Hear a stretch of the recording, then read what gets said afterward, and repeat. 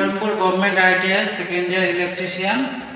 আজকে আমাদের প্র্যাকটিক্যাল হচ্ছে, যেটা হলো কিভাবে একটি কম্পাউন্ড মোটরকে আমরা 4 স্টার্টার দিয়ে একটা কমুলেটিভ কম্পাউন্ড মোটর কীভাবে ঘোরাতে হবে।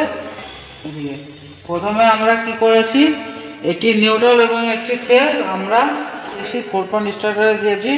এখানে এল লেখা আছে, সেখানে আমরা ফেজ দিয়েছি, পজিটিভ দিয়েছি, এবং আমাদের এখানে L2-তে আমরা এখানে নেগেটিভ দিয়েছি।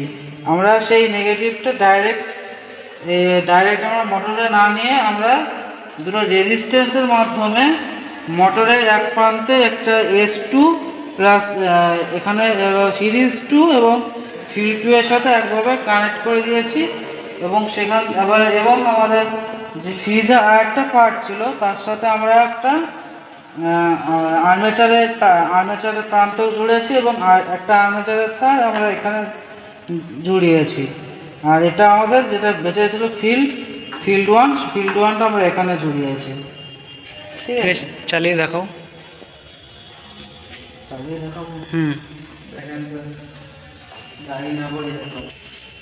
দেখেন বন্ধুরা, দাঁড়িয়ে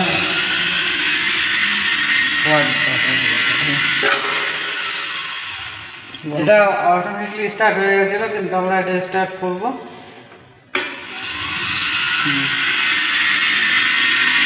মোটর করতে লেগেছে, ঘুরছে কমানো, পুরোটা আস্তে আস্তে স্পিড করো, একবার স্পিড করো না।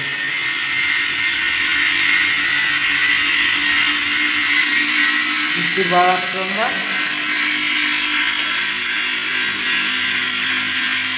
আমাদের ফুল স্পিড হয়ে গেছে।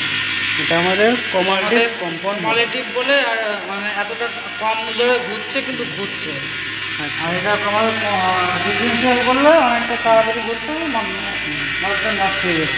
অফ করো, ছেড়ে দিল যেখান থেকে।